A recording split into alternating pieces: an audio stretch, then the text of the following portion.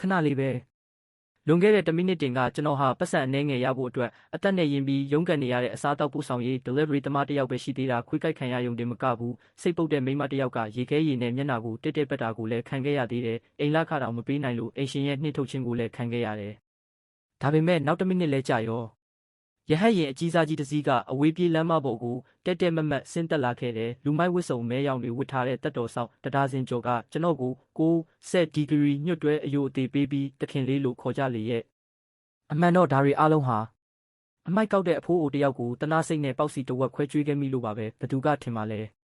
အဲ့ဒီအဖိုးအိုကတကယ်တော့ဘီလီယံနဲ့ချီချမ်းသာတဲ့တထေးကြီးတူဖြစ်နေလိမ့်မယ်လို့သူမကွယ်လွန်ခင်မှာသူ့ရဲ့အမွေနှစ်အားလုံးကိုကျွန်တော်စီလွှဲအပ်ပေးခဲ့ပြီးကျွန်တော်ကိုချက်ချင်းပဲဘီလီယံနာတထေးကြီးတယောက်ဖြစ်စေခဲ့တာပေါ့အခုလောလောဆယ်မှာတော့ကျွန်တော်ဟာတရားအောက်ကကွန်ကရစ်လေကားထစ်ပေါ်မှာစောင့်ကြောက်ထိုင်ရင်းအေးဆက်နေတဲ့ပေါက်စီတစ်လုံးကိုပါဇက်ထဲအတင်းထိုးထည့်နေရတော့ဒီပေါက်စီကလည်းမနက်ပိုင်းကမုတ်ဆိုင်ပိုင်ရှင်ကလွှင့်ပစ်ဖို့ထုတ်ထားတာကိုမျက်နှာပြောင်တိုက်ပြီးခိုးယူလာခဲ့တာနှစ်ကိုက်ပဲကိုက်ရသေးတယ်ရင်းကမာကြောပြီးခဲနေတာကြောင့်မျိုးချလိုက်တိုင်းလေချောင်းထဲမှာနာကျင်စွာနဲ့တဆုတ်သွားရတယ်မိုးရီတစ်ဆက်ကတရားအောက်ခြေကွက်လက်ကနေယိုစီးကျလာပြီးကျွန်တော်လည်းပင်အနောက်တက်တဲ့ကိုအကွက်ကြလာတာကြောင့်ချမ်းုံသွားရတယ်ကျွန်တော်ရဲ့ delivery ဝစ်စုံကလည်းတကူလုံးရွှဲဆိုနေပြီးခန္ဓာကိုယ်မှာကတ်နေလေရဲ့အဲ့ဒီအချိန်မှာပဲကျွန်တော်ဘေးနားစီကနေပြင်းထန်တဲ့ချောင်းဆိုးတန်ကြီးထွက်ပေါ်လာတယ်ခေါင်းလဲကြည့်လိုက်တော့အဖိုးကူတယောက်တရားတိုင်ကိုမိပြီးကြုံလေးထိုင်နေတာကိုတွေ့ရတယ်သူ့ကြောကုန်းကြီးကကုန်းနေပြီးတကူလုံးတုန်ခါသွားတဲ့အထိပြင်းထန်ချောင်းဆိုးနေရှာတာအဖိုးအိုကဖားသေးချောင်းတွေအထက်နဲ့စစ်သုံးကုတ်အင်ကြီးအဟောင်းကြီးကိုဝတ်ထားပြီးမိုးရီတွေကသူ့ရဲ့စပင်ဖြူတွေပေါ်ကနေတဆက်စီးကျနေတယ်ကျွန်တော်မျက်မှောင်ကုပ်လိုက်ပြီးအဖိုးဆေးမတောက်ပြန်ဘူးမဟုတ်လားလို့လှမ်းပြောလိုက်တယ်အဖိုးကူကလက်ကပြရင်အသက်ရှူရတာအတန်ငယ်တက်တာလာမှပဲသူဘာမှမဖြစ်ကြောင်းနဲ့ဒါကယောဂဟောင်းမှုလို့ပါလို့ပြန်ပြောရှာတယ်ကျွန်တော်လက်ထဲကတဝက်ပဲကျွန်တော်ရဲ့ပေါက်စီကိုကြည့်လိုက်ပြီးတော့ချမ်းလုံးလို့ပြနှမ်းနေတဲ့အဖိုးရဲ့နှကန်းတွေကိုကြည့်လိုက်မိတယ်တွတ်ဆုပ်မနေတော့ပဲပေါက်စီကိုကမ်းပေးလိုက်ပြီးအဖိုးဒါလေးစားလိုက်နောက်ထပ်တဝက်ကြံသေးတယ်လို့ပြောလိုက်တယ်သူကတွန့်ဆုပ်နဲ့မင်းလဲဝအောင်မစားရသေးပဲနဲ့လို့ပြန်ပြောတယ်ကျွန်တော်လည်းမျက်နှာမပြတ်ပဲညားလိုက်ရတာပေါ့ကျွန်တော်ခုနကတင်တလုံးစားပြီးအဖိုးရဲ့ဗိုက်ပြည့်နေပြီးတော့ကျွန်တော်အပြေးလွှားလှုပ်လိုက်ရင်မချမ်းတော့ပါဘူးလို့အဲ့ဒီအချိန်မှာပဲကျွန်တော်ဖုန်းကတုန်ခါသွားတယ်ဖုန်းမျက်နှာပြင်အကွဲကြောင်းတွေနဲ့ဖုန်းဟောင်းလေးကိုထုတ်ကြည့်လိုက်တော့အော်ဒိုတက်တဲ့အတန်ကမြည်လာတယ်ဒါကရန်လင်ဖင်းတောက်ရဲ့28ထက်မြောက်ကိုပို့ရမယ့်အော်ဒါအစ်ပဲ customer ရဲ့မှတ်ချက်မှာအစားအသောက်ကပူနွေးဖြစ်နေရမယ်အေးသွားရင်လက်မခံပဲ bad review ပေးမယ်လို့အတိလင်းတတိပေးထားတယ်အစားအသောက်ပို့ဆောင်ဖို့ခံမှန်းခြေအချိန်က35မိနစ်ပဲရတယ်ရန်လင်ဖင်းတောက်ဆိုတဲ့နာမည်ကိုကြားလိုက်ရုံနဲ့တင်ကျွန်တော်ရင်ထဲထိတ်ခနဲဖြစ်သွားရတယ်အဲ့ဒါကမျိုးရှိပိုင်းမှာအဆင့်မြင့်ဆုံးလူနေအိမ်ယာကြီးလေဝင်ပေါက်ကလုံခြုံရေးအဆောင်တွေနဲ့စကားအခြေတင်ပြောရုံတင်အချိန်တွေအများကြီးကုန်မှာပိုဆိုးတာကအော်ဒါဈေးနှုန်းဘေးနားမှာပြစ်ဒဏ်တတိပေးချက်ပါနေတာပဲအချိန်ကျော်သွားရင်အဲ့ဒီအော်ဒါအတွက်ပတ်စံမရယုံတင်မကဒေါ်လာ50သို့မဟုတ်တက်မှတ်ငွေပမာဏအပိုဖတ်ခံရအောင်မှာဒီလထဲမှာတင်ကျွန်တော်3ချိန်တိုင်ဒဏ်ကြီးအဖြတ်ခံထားရပြီးအကယ်၍နောက်တစ်ချိန်သာထပ်အဖြတ်ခံရရင်ဒီတလားလုံးလုတ်ခဲ့သမျှအလားကားဖြစ်သွားတော့မယ်ကျွန်တော်အဖိုးအိုကိုတွားရတော့မယ်လို့ပြောပြီးညကြရင်ပြန်လာခဲ့မယ်လို့ကတိပေးခဲ့တဲ့စကားအများကြီးမပြောတော့ပဲချစ်ရပွန်းရတွေနဲ့ပြည်နေတဲ့လျှက်စစ်စကူတာလေးပေါ်ခွက်စီးလီဘာကိုဆွဲပြီးမိုးတက်မုန်တိုင်းထဲကိုတိုးဝင်မောင်းနှင်ခဲ့တော့တယ်မိုးကတဲမဲရွာသွန်းနေတာကြောင့်ခေါင်းပေါ်ကိုရေနဲ့လောင်းချနေတယ်လို့ပဲကျွန်တော်မျက်စိကိုကျဉ်းမြောင်းထားပြီးကားသွားလာတွေကြားထဲကနေဖြတ်မောင်းခဲ့ရတယ်ဆိုင်ကနေအစားအသောက်သွားယူပြီးချိန်မှာတော့ဖုန်းကိုကြည့်လိုက်မိတယ်22မိနစ်ပဲကျန်တော့တယ်ဒါကတကယ်ကိုမလွယ်ကူတဲ့အလုပ်ဖြစ်ပေမဲ့ကျွန်တော်ရှိသမျှခွန်အားအကုန်သုံးပြီးစူးစမ်းရတော့မှာပဲအစားအသောက်ဖူးတဲ့မိုးရေတွေဝင်သွားမှဆိုလို့ရင်ခွင်ထဲမှာတေချာထွေးပွေထားမိတယ်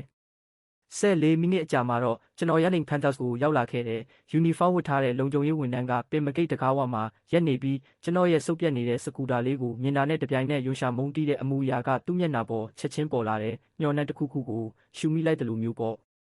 ့သူကကျွန်တော်ကိုဘာလာလောက်တာလဲလို့ရိုင်းဆိုင်မေးတယ်ကျွန်တော်လည်း28ထက်ကိုအစားတောက်လာပို့တာဖြစ်ကြောင်းပြောပြီးဖုန်းထဲကအော်ဒါကိုပြလိုက်တဲ့လုံခြုံရေးအဆောင်ကကျွန်တော်ကိုခြေဆုံးကောင်းဆုံးကြည့်ပြီးဘေးဂိတ်ကနေတွားလို့အမိန့်ပေးတယ်ဘေးဂိတ်ကဘယ်နားမှလဲလို့မေးတော့သူကညာဘက်ကိုမင်းငေါ်ပြပြီးထောင်ကွေးကနေပတ်သွားမိတာ900လောက်ဝေးတယ်လို့ပြောတယ်ကျွန်တော်ဖုန်းကိုအမြန်ကြည့်လိုက်တော့10မိနစ်ပဲကျန်တော့တယ်ကျွန်တော်သူ့ကိုအကိုကြီးလို့ခေါ်ပြီးအတနာခံလိုက်ရတယ်ပင်မကိတ်ကနေဝင်ရင်3မိနစ်ပဲကြာမှမို့လို့ပါကျွန်တော်တကယ်အချိန်မှမီတော့လို့ပါဗျာ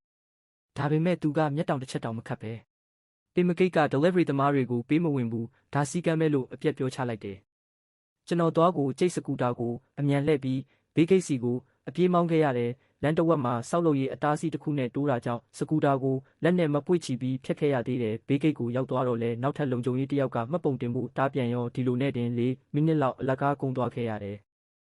ဆောက်အုံတွေကိုကျွန်တော်ပြေးဝင်နိုင်ခဲ့ချိန်မှာတော့4 မိနစ်ပဲအချိန်ကျန်တော့တယ်။ဒါပေမဲ့ကုန်စီတင်တဲ့ဓာတ်လေကားတကားမှာပြင်ဆင်နေဆဲဆိုတဲ့ဆိုင်းဘုတ်ကြီးချိတ်ထားတာကိုတွေ့လိုက်ရတယ်။အခြားရွေးချယ်စရာမရှိတော့တာမို့လူစီးဓာတ်လေကားရဲ့ခလုတ်ကိုနှိပ်လိုက်မိတယ်တကားပွင့်လာတာနဲ့ချက်ချင်းပဲထောက်ဖက်နဲ့စီးထားတဲ့မိန်းမတစ်ယောက်ကမျက်မှောင်ကုပ်ပြီးနောက်ကိုဆုတ်သွားကနင်းစာမဖတ်တတ်ဘူးလား delivery သမားတွေကိုလူစီးဓာတ်လေကားမစီးရဘူးလို့ရေးထားတယ်လေလို့အော်ပြောတယ်တေချာတာပေါ့။နေရံပေါ်မှာအဲ့ဒီလိုသတိပေးချက်ကိုကတ်ထားတာပဲ။4 မိနစ်28ထက်ကျွန်တော်10 စက္ကန့်တောင်တွန်းဆုတ်မနေတော့ဘူးချက်ချင်းလှည့်ပြီးမိဘေးလူကင်းရေးလေကားတကားကိုတွန်းဖွင့်ကရှိသမျှခွန်အားအကုန်သုံးပြီးအပေါ်ကိုအပြေးတက်ခဲ့တော့တယ်။တစ်ထက်နှစ်ထပ်ကျွန်တော်ဒူးတွေကလှေကားထစ်တွေနဲ့အရှိန်ပြင်းပြင်းစောက်မိသွားပေမဲ့ကျွန်တော်မရက်ခဲ့ဘူးအတင်းယုံထပြီးခြေတစ်ဖက်နာနာကျင်ကျင်နဲ့ဆက်တက်ခဲ့တယ်။အထက်20အထက်26ကျွန်တော်အဆုပ်တွေဟာမီးလောင်နေတယ်လို့ခံစားရပြီးအသက်ရှူလိုက်တိုင်းလဲချောင်းထဲမှာတန်ချေးနဲ့လိုအနက်မျိုးညှော်နေတယ်။အထက်28ကျွန်တော်တကားကိုဝုန်းကနေတွန်းဖွင့်ပြီးစင်ကြံလန်းကကော်စောပေါ်ကိုလဲကျသွားခဲ့တယ်။လဲကျရာကနေမနှဲရုံးကန်ထားသွားရင်ဖုန်းကိုကြည့်လိုက်မိတော့1 မိနစ်နဲ့3 စက္ကန့်ပဲကျန်တော့တယ်။ကျွန်တော်ကိုအတင်းအကျပ်ထူမှတ်ပြီးအခန်းနံပါတ်281ရဲ့လူခေါ်ခေါင်းလောင်းကိုနှိပ်လိုက်တယ်တီးတောင်ချက်ချင်းဆိုသလိုအထဲကနေအမျိုးသားတစ်ယောက်ရဲ့စိတ်မရှိတဲ့ညှဉ်းညူတန်းထွက်လာတယ်။နောက်ဆုံးတော့ရောက်လာပြီပေါ့ငါစောင့်နေရတာရာစု2 ဝက်လောက်ရှိသွားပြီအဲ့ဒီနောက်မှာမိမတစ်ယောက်ရဲ့ကယူနာမရှိတဲ့ရေတံလေးထွက်လာပြီးကိုကိုင်းစိတ်မဆိုးပါနဲ့ခဏနေရင်သူ့ကိုဒူးထောက်အသေးတန်တောင်းပန်ခိုင်းလိုက်ပေါ်လို့အကြံပေးနေတယ်။ကျွန်တော်လက်သီးတွေကချစ်ပါအောင်စုပ်ထားမိပြီးအစားတောက်အိတ်ကိုတင်းတင်းဆုပ်ကင်ထားမိတယ်။အသက်ကိုပြင်းပြင်းရှူပြီးစိတ်ခံစားချက်တွေကိုအတင်းထိန်ချုပ်လိုက်ရတယ်ဒီလစာလေးအတွက်ကြောင့်လည်းကျွန်တော်သိခံရမယ်။တကားကြောက်ခနဲ့ပွင့်သွားပြီးဟာသွားတယ်ဒါပေမဲ့လူထွက်လာတာမဟုတ်ဘူးလူတကိုယ်စားလောက်အမြင့်ရှိတဲ့ဒေါ်ဂေါ်အဂျန်တိုင်တော်ခွေးကြီးတကောင်ကတကားကြားကနေအတင်းတိုးထွက်လာတာတင်းကပါဆက်ကိုဟပြပြီးချွန်ထက်တဲ့သွားတွေကိုဖော်ပြနေတယ်သူ့ရဲ့ရန်လိုတဲ့မျက်လုံးတွေကကျွန်တော်စီတက်စိုက်ကြည့်လာတယ်ကျွန်တော်မျက်စိအိမ်တွေပြူးကျဲသွားရတယ်နောက်တစ်စက္ကန့်မှာပဲအဲ့ဒီခွေးကြီးကအနောက်ခြေထောက်နဲ့မြေပြင်ကိုကန်ပြီးပေါင်80လောက်လေးတဲ့ခန္ဓာကိုယ်ကြီးနဲ့ကျွန်တော်မျက်နှာစီအမြောက်ဆန်လိုဝင်လာတော့တယ်သူ့ရဲ့အဆွဲတွေကကျွန်တော်မျက်နှာနဲ့ကက်လျက်ပဲကျွန်တော်ဗီဇအရာဘေးကိုရှောင်လိုက်ပြီးလက်ထဲကအိတ်နဲ့ရင်ဘတ်ကိုကလိုက်ရတယ်ခွေးကလွဲချော်သွားပြီးမြေပြင်ပေါ်ကျတာနဲ့ချက်ချင်းပဲလမ်းကြောင်းပြောင်းကကျွန်တော်ရဲ့ဘဲဘက်ခြေတလုံးကိုဒုတိယအကြိမ်မြောက်ပြင်းပြင်းထန်ထန်ကိုက်ချလိုက်တော့တယ်သူ့အဆွဲတွေကဘောင်းဘီကိုဖောက်ပြီးအသားထဲအထိနက်နက်ရှိုင်းရှိုင်းဝင်သွားခဲ့တယ်ကျွန်တော်စီကနေအောက်အီးထားတဲ့ညီးရွာတန်ထွက်သွားရတယ်ခြေတလုံးကနေပြင်းထန်လွန်းတဲ့နာကျင်မှုလိုင်းကဒိန်းကနေတက်လာတာပဲဒဏ်ရာကနေသွေးတွေအဆက်မပြတ်စီးကျလာပြီးကော်စောပေါ်မှာကွက်ခတ်နဲ့သွေးကွက်ဖြစ်သွားတယ်အဲ့ဒီခွေးကြီးကကိုက်ထားတာကိုလုံးဝမလှုပ်ဘဲသူ့ကောင်းကိုရမ်းခါနေတယ်ကျွန်တော်ခြေထောက်ကိုအပြက်ဖြက်စီးပြမဲ့သဘောပဲကျွန်တော်လက်တစ်ဖက်ကအစားတောက်ဘူးကိုအသက်နဲ့လဲပြီးကာကွယ်ထားရတယ်လို့နောက်လက်တစ်ဖက်ကလည်းဗီဇအရာခွေးကိုရိုက်ပစ်ခြင်းစိတ်ပေါက်လာပေမဲ့အတင်းအောင်ဤထိန်းချုပ်လိုက်ရတဲ့အကယ်၍ကျွန်တော်က customer ရဲ့ခွေးကိုထိခိုက်အောင်လုပ်မိရင် platform ကကျွန်တော်အကောင့်ကိုချက်ချင်းအပြီးပိတ်ပင်မှာတေချာတဲ့သွားကိုကြိတ်ပြီးခွေးရဲ့ခေါင်းကိုဒူးနဲ့အတင်းတွန်းထုတ်ဖို့ပဲကြိုးစားနိုင်ခဲ့တယ်တကားအနောက်ကနေဆူဆူဝါးဝါရေတံတွေထွက်လာတဲ့ပိုးထဲရေချိုးဝစ်စုံဝတ်ထားတဲ့ရှောင်းကိုင်းဆေးရောက်ခိုင်ကပြားဆက်တစ်ခုကိုကြည့်နေတယ်လို့မျိုးတကားပေါင်ကိုမိပြီးအေးလူလူရက်ကြည့်နေတာသူ့အနောက်ကမိတ်ကပ်အထူကြီးလိမ့်ထားတဲ့မိန်းမကတော့ဖုန်းကင်ပြီးဒီမြင်ကွင်းတစ်ခုလုံးကိုဗီဒီယိုရိုက်နေလေတဲ့သူကတခိခိရဲ့ပြီးကိုကိုင်းသူကတကယ်လူပြက်လေးကြနေတာပဲအရန်ရရတယ်လို့ပြောတယ်ရှောင်းကိုင်းကရှာတစ်ချက်တက်ပြီးဖုန်းပြန်လာခဲ့လို့လှမ်းခေါ်လိုက်မှပဲခွေးကကိုက်ထားတာကိုလှုပ်ပြီးရှောင်းကိုင်းရဲ့ခြေရင်းကိုပြန်ပြေးသွားတော့တယ်ကျွန်တော်ဘဲဘက်ခြေတလုံးမှာနက်ရှိုင်းနဲ့သွားရကြီးထင်ကြံရစ်ပြီးနာကျင်မှုကအယိုးထဲအထိစိတ်ဝင်သွားတဲ့ဘောင်းဘီခြေထောက်တစ်ခုလုံးနဲ့သွေးတွေနဲ့ရွှဲရွှဲဆိုလို့ကျွန်တော်အသေးခိုက်မတက်နာကျင်မှုကိုအောက်အီးပြီးမက်မက်ရက်ကအစားတောက်အိတ်ကိုလှမ်းပေးလိုက်တယ်ပြီးတော့ရင်ရင်ကြီးကြီးနဲ့စကားစားပြောဖို့ပြင်လိုက်တာပေါ့ဒါပေမဲ့စကားတော့မဆုံးသေးဘူးရှောင်းကိုင်ကခြေထောက်ကိုရုတ်တရက်မြောက်ပြီးအစားတောက်အိတ်ရဲ့အောက်ခြေကိုအားနဲ့ကန်ချလိုက်တယ်မုံဘူးတွေမောက်ခုံကျသွားပြီးစူပွက်နေတဲ့ခရမ်းကျင်တီးစွပ်ပြုတ်တွေကကျွန်တော်မျက်နှာပေါ်တက်တက်ဝင်လာတော့တယ်ပူဆက်လာတဲ့နာကျင်မှုကမျက်နှာပေါ်မှာစူးကနေခံစားလိုက်ရတယ်ရှောင်းကိုင်ကမျက်မှောင်ကုပ်ပြီးညစ်ပတ်လိုက်တာလို့ရေရွတ်ကနောက်ကိုတလန်းဆုပ်သွားတယ်ကျွန်တော်မျက်နှာပေါ်ကစွပ်ပြုတ်တွေကိုတုပ်လိုက်ပြီးဒဏ်ရာရထားတဲ့ခြေထောက်ကိုညွန်ပြကတည်ငြိမ်စွာနဲ့ပဲအကိုခွေးကကျွန်တော်ကိုကိုက်လိုက်တာကျွန်တော်ဆေးဖို့ဝေးမြပေးရမယ်လို့ပြောလိုက်တယ်ရှောင်းကိုင်ကအောက်ကိုငုံကြည့်လိုက်ပေမဲ့သူ့မျက်လုံးတွေကစင်ကြံလန်းကကော်စောပေါ်ကကြီးမားပြီးညစ်ပတ်နေတဲ့တွေးကွက်ကြီးစီကိုပဲတိတ်တက်ရောက်သွားတယ်သူ့မျက်နှာမှာယွန်ရှာမုန်းတိမှုတွေအပြည့်ဖြစ်သွားပြီးမင်းငါကော်စောကိုဘာလို့ပြစ်လိုက်လဲကြည်စံဒါကပါရှန်လက်လုတ်ကော်စောကတန်မိုး168တူညရှိတယ်မင်းပေးနိုင်လို့လားလို့အော်ငေါက်တော့တယ်ကျွန်တော်ဒေါသတကြီးနဲ့ပဲပြန်အောင်မိတယ်အကုတ်ခွေးကကျွန်တော်ကိုအရင်ကြိုက်တာလေအဲ့ဒါဘာလို့ကျွန်တော်အပြစ်ဖြစ်ရမှာလဲရှောင်းကိုင်ကကျွန်တော်ကိုအထက်စီးကနေကြည့်ပြီး168တူညတပြားမှမလျှော့ဘူးမင်းယုံမလားမယုံဘူးလားလို့ရာဇတန်ပေးတယ် ကျွန်တော်လက်သီးကိုချစ်ပါအောင်စုပ်ထားမိတာလက်သေးတွေလက်ဖွားတဲ့စိုက်ဝင်မတက်ပဲဒါပေမဲ့ရှောင်းကိုင်ကတော့လောင်ရင်နေတော့သူကအိတ်ကက်ထဲလက်နိုင်ပြီးပတ်စံအထက်လိုက်ထုတ်ကငွေဆက်ကူအချို့ကိုဆွဲထုတ်ပြီးကျွန်တော်မျက်နှာကိုခပ်ပြင်းပြင်းဖျက်ရိုက်လိုက်တဲ့ပတ်စံတွေမြေပြင်ပေါ်လွတ်စင်ကျသွားတာပေါ့သူကတက်ပြင်းချရင်ထားလိုက်ပါတော့မင်းရဲ့တနာစရာကောင်းတဲ့ပုံစံကိုကြည့်ပြီးဒီဟာကနန်းလောက်ကတော့ဆရာဝန်ပြဖို့လောက်မှာပါလို့ပြောတယ်ပြီးတော့သူ့ဖက်နဲ့ထိပ်ဖျားနဲ့ကော်စောကိုတွန်းရင်ဒါပေမဲ့ကော်စောဖိုးကတော့မင်းပေးရအောင်မှာပဲတကယ်လို့မပေးနိုင်ဘူးဆိုရင်လည်းရပါတယ်ဒါပေမဲ့မင်းဒူးထောက်ပြီးဒီကော်စောကိုတန်ရှင်းရေးလုပ်ပေးရမယ်လို့နှိမ်ချလိုက်တယ်သူ့အနောက်ကမိန်းမကတော့တဟားဟားနဲ့လှောင်ရည်နေလေရဲ့ကျွန်တော်ဘာမှမပြောဘဲမြေပြင်ပေါ်လွင့်စင်နေတဲ့ငွေဆက်ကူတွေကိုတရွက်ချင်းစီလိုက်ကောက်လိုက်တယ်ရှောင်းကန်ရဲ့နှက်ခမ်းထောင်တွေကပိုပြီးကွေးညွတ်သွားတယ်သူအောင်နိုင်သူလို့ထင်မှတ်သွားပုံပဲဒါပေမဲ့ကျွန်တော်ဒူးမထောက်ခဲ့ဘူးငွေဆက်ကူတွေကိုတည်တက်စွာခောက်ပြီးရှောင်းကန်ရဲ့အိတ်ကက်ထဲကိုပဲအတင်းပြန်ထိုးထည့်ပေးလိုက်တယ်ပြီးတော့ကျွန်တော်စေဖို့ကျွန်တော်ဘာသာရှာနိုင်ပါတယ်လို့ပြောပြီးချက်ချင်းလှည့်ထွက်ကတက်လေကားစီကိုတုံတုံချီချီနဲ့ရှောက်လာခဲ့တယ်။ဘယ်ဘက်ခြေထောက်ကိုလှမ်းလိုက်တိုင်းပြင်းထန်တဲ့နာကျင်မှုကခန္ဓာကိုယ်တစ်ခုလုံးကိုရိုက်ခတ်သွားပြီးကော်စောပေါ်မှာသွေးဆိုးနေတဲ့ခြေရာတွေကိုခြံထားခဲ့တယ်။ရှောင်းကိုင်ကအရှက်ရသွားပြီးဒေါသတကြီးနဲ့အဲ့ဒီမှာရက်လိုက်ဆန်းမင်းကဒီအတိုင်းထွက်သွားလို့ရမယ်ထင်နေလားလို့အော်ဟစ်ကြံခဲ့ပေမဲ့ကျွန်တော်လှည့်တောင်မကြည့်ခဲ့ဘူး။ရှောင်းကိုင်ကချက်ချင်းပဲဖုံးထုတ်ပြီးတယောက်ယောက်စီဆက်တော်တယ်သူကဖုံးတဲ့ကိုဒါ delivery platform လားငါက Black Gold VIP ရှောင်းကိုင်ကအခုချက်ချင်းဒေတာဆိုင်ရာမန်နေဂျာနဲ့လွှဲပေးစမ်းလို့အော်ဟစ်နေတယ်ကျွန်တော်တက်လေကားစီရောက်ပြီးအောက်ဆင်းခလုတ်ကိုနှိပ်လိုက်တဲ့တကားမပွင့်ခင်မှာပဲကျွန်တော်ဖုန်းကအရင်ဆုံးမိလာတဲ့မျက်နှာပြင်ပေါ်မှာဆိုင်ခွဲမန်နေဂျာလင်းဖန်ရဲ့နာမည်ပေါ်နေတာမန်နေဂျာရဲ့အတန်ကဓာတ်တစင်းလိုအေးဆက်နေပြီးမင်းမရှုပ်တဲ့သူကိုတွားရှုပ်လိုက်ပြီလို့ပြောတယ်ကျွန်တော်အတင်းရှင်းပြဖို့စူးစမ်းရတာပေါ့မန်နေဂျာcustomer ရဲ့ခွေးကကျွန်တော်ကိုအရင်ကြိုက်တာပါကျွန်တော်ခြေထောက်လဲအခုထိနာနေတော့ဒါပေမဲ့သူကကျွန်တော်စကားကိုဖျက်ပြောလိုက်တယ်စကားမရှိနဲ့ရှောင်းကိုင်ကငါတို့ platform ရဲ့ Black Gold VIP ကမန်နေဂျာကအထက်ကနေအမိန့်တိုက်ရိုက်ပေးလာတာကျွန်တော်အသေးတန်ပဲအမိန့်ကဘာလဲပြလို့မေးမိတယ်သူကအေးဆက်ဆက်နဲ့